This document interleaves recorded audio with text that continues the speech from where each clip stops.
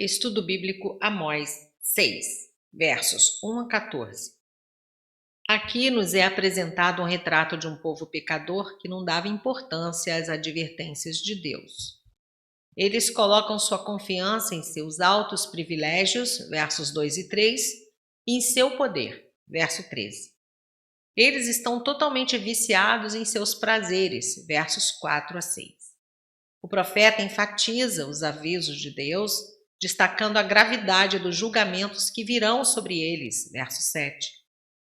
Deus abomina a contínua maldade dos israelitas e não tem outra escolha a não ser abandoná-los aos seus inimigos, versos 8 a 11, e trazer desolação e juízos sobre eles, por causa de sua falta de interesse em seguir os seus caminhos, versos 12 a 14.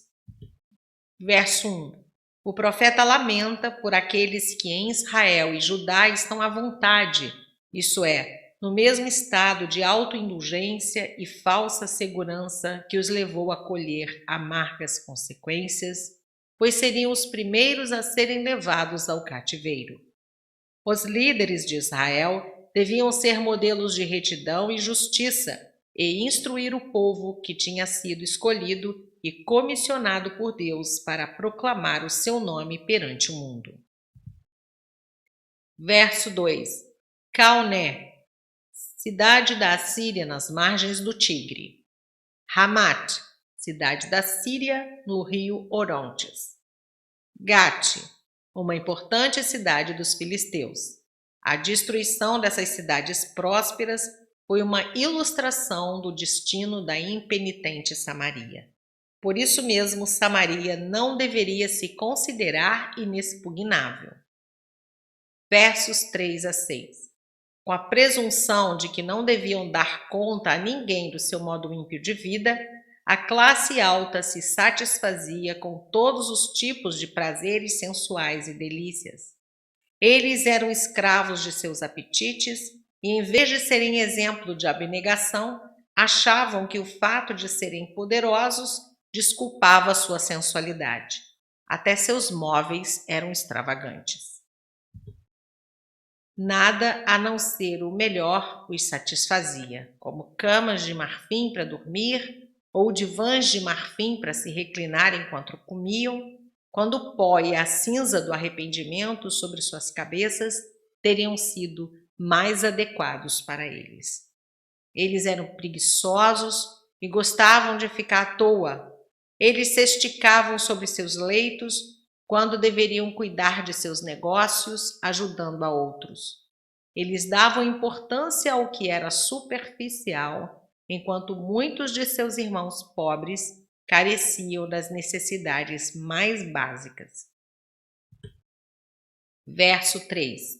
Dia mau, uma época de desgraça e de julgamento por Deus.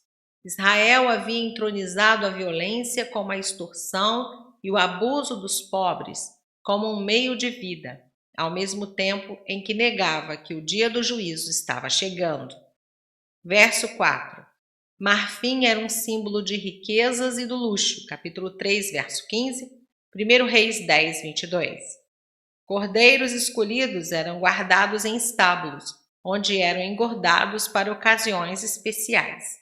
Tal era o alimento normal dos ricos em Samaria. Verso 5. Como Davi. Uma comparação irônica com os interesses musicais de Davi, mas diferente dos esforços frívolos deles. Davi compôs muitos salmos para a glória do Senhor, segundo Samuel 23, verso 1. Verso 6. A ruína de José.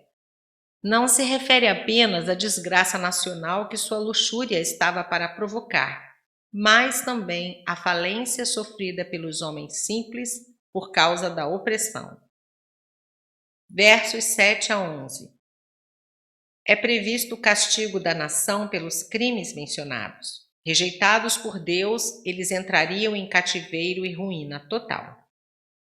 Eles seriam levados como prisioneiros e perderiam todos os seus prazeres. Já seria ruim o suficiente desperdiçar o dinheiro ganho honestamente em luxo e casas suntuosas. Mas Israel havia garantido seu luxo e esplendor através da desonestidade, particularmente através da injustiça para com os pobres. Verso 7. Cessarão as pândegas. Isso foi dito quando do reinado de Jeroboão II, quando a nação parecia estar rica, próspera e poderosa. 40 anos mais tarde, 722 a.C., nada restava mais daquele povo. Verso 8. Jurou por si mesmo.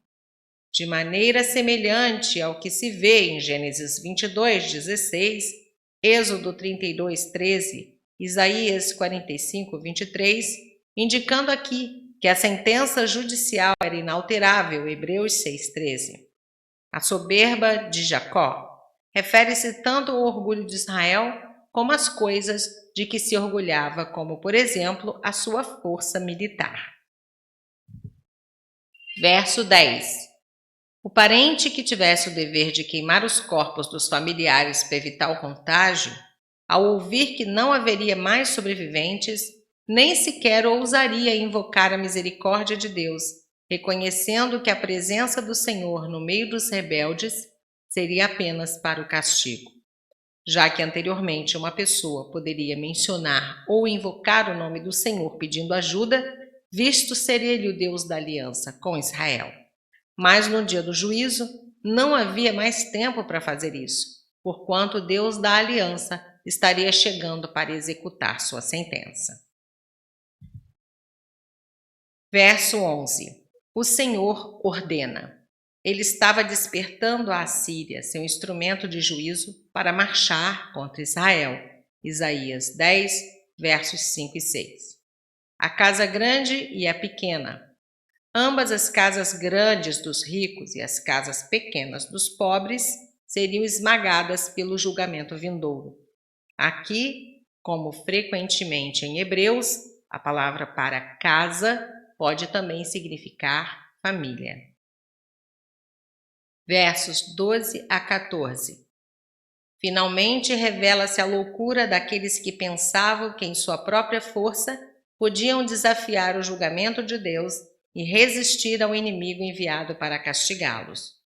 Eles tinham pervertido a justiça em uma injustiça mortífera e sofreriam todos os terríveis resultados. Qualquer tentativa de escapar do juízo iminente seria inútil. Verso 13. Lodebar era uma cidade de fronteira em Gileade. Carnaim, uma cidade na planície de Bazã, no caminho de Damasco. Os nomes significam, respectivamente, nada e um par de chifres. Um trocadilho é pretendido, pelo qual Amós diz que Israel se alegra na conquista de nada, a conquista de Lodebar, que logo seria tomada pela Síria, teve vida curta. E se glória em haver tomado um par de chifres, símbolos de força militar no antigo Oriente Próximo, por sua própria força. Suas conquistas deram em nada e sua força se desvanecerá diante do julgamento do Senhor. Verso 14. Uma nação. O império da Assíria. A entrada de Ramate. Um desfiladeiro entre montanhas que marca o limite do norte do território de Israel. Arabá. Esse ribeiro corre para o Mar Morto. É o limite do sul do território de Israel, contíguo a Judá. Nota: que não estejamos seguindo os passos da decadente Israel, amando o ganho fácil e o tempo de ociosidade. Que o Senhor nos ajude a usar o nosso tempo para coisas úteis e para ajudar o nosso próximo, tendo olhos para enxergar os que são desfavorecidos e necessitados.